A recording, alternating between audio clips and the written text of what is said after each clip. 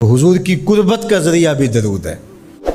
कौन सा मोमिन होगा जिसको हुजूर के दीदार का शौक़ नहीं है। कसरत दरूद की बरकत यह है कि हुजूर का दीदार नसीब होता है।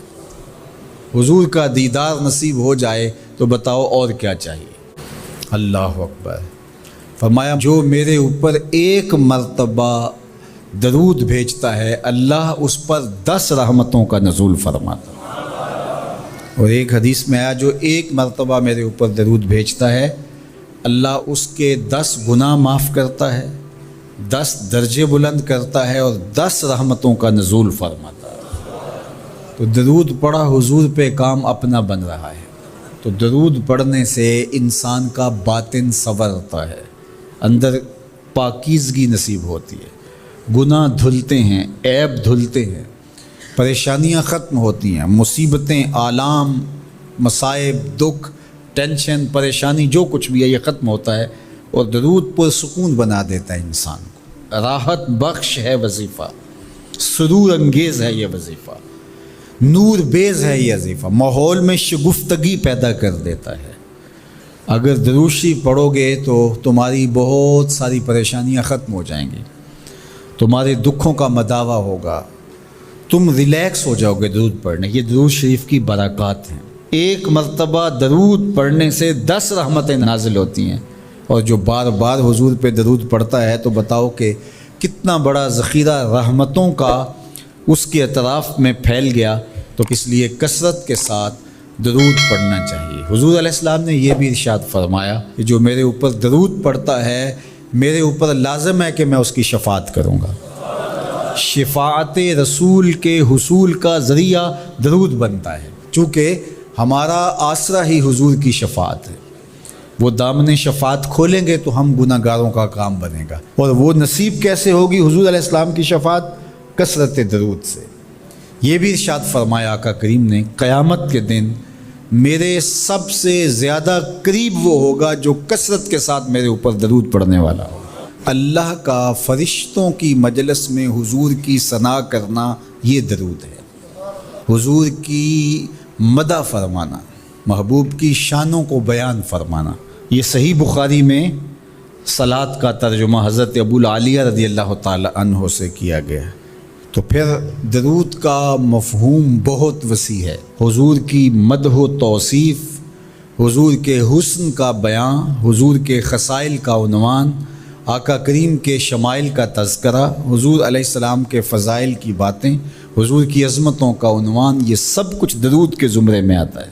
और फिर साथ सीगा भी दरूद का हो और उसमें शानें भी हुजूर की हों, जिस तरह दरूद ताज में है। तो उसमें हुजूर पर दरूद भी भेजा गया और साथ हुजूर की अज़मतों को भी बयान किया गया। तो ये एक ख़ूबसूरत गुलदस्ता बन गया। दरूद शरीफ के जो मफ़ाहीम बयान किए गए हैं उन सब मफ़ाहीम को ये अपने जिलो में लिए हुए है ये दरूद।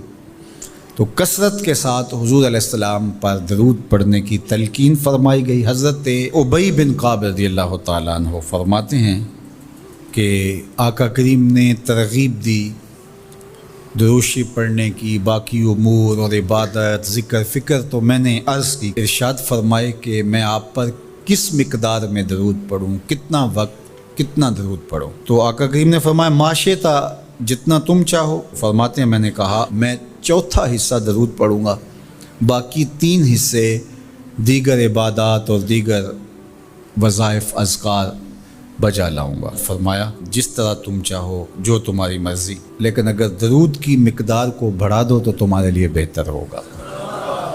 तो मैंने कहा अन्निस्फ़ा, मैं आधा वक्त दरूद पढ़ा करूँगा और बाकी चीज़ें बाकी आधे वक्त में करूँगा। फरमाया जिस तरह तुम चाहो, लेकिन अगर दरूद की मिक़दार को बढ़ा दो तो तुम्हारे लिए बेहतर होगा। मैंने कहा कि हुज़ूर मैं 2 हिस्से दरूद पढ़ूँगा और 1 हिस्सा बाकी वज़ाइफ़ औरात बजा लाऊँगा। फरमाया जैसे तुम्हारा दिल चाहे, लेकिन अगर तुम दरूद की मिक़दार को बढ़ा दो तो तुम्हारे लिए बेहतर होगा। फरमाते हैं मैंने कहा हुज़ूर मैं पढ़ूँगा ही दरूद, सारा वक्त मैं आप पे दरूद ही पढ़ता रहूँगा। फरमाया फिर तुम्हारे सारे दुख, तकलीफ़, अज़ियतें, परेशानियाँ, उसके लिए ये दरूद किफ़ायत करेगा और तुम्हारे गुनाहों की मग़फ़िरत फरमा दी जाएगी। تمہاری پریشانیاں، تمہاری اذیتیں، تمہارے دکھ، دور موجود میں لفظ بولا جاتا ہے ٹینشن، تمہاری ساری ٹینشن، تمہارے سارے معاملات حیات کی بے ترتیبیاں، پریشانیاں، دکھ، اذیتیں، سب کچھ ختم ہو جائے گا۔ درود سب دردوں کا مداوع ہو جائے گا، سب دکھوں کا علاج ہو جائے گا، سب پریشانیوں کا حل ہوگا، سب مصیبتوں کا مداوع بن جائے گا، اور ساتھ ساتھ تمہارے گناہ بھی بخش دیے جائیں گے۔ تو درود جتنی کثرت کے ساتھ پڑھا جائے اللہ کی اتنی ہی رحمتیں نازل ہوتی ہیں۔ تو باقی وظیفے، باقی اوراد وہ بھی فضل و شرف والے ہیں، لیکن حضور نے فرمایا کہ پھر تمہارے لیے ایک درود ہی کافی ہو جائے گا۔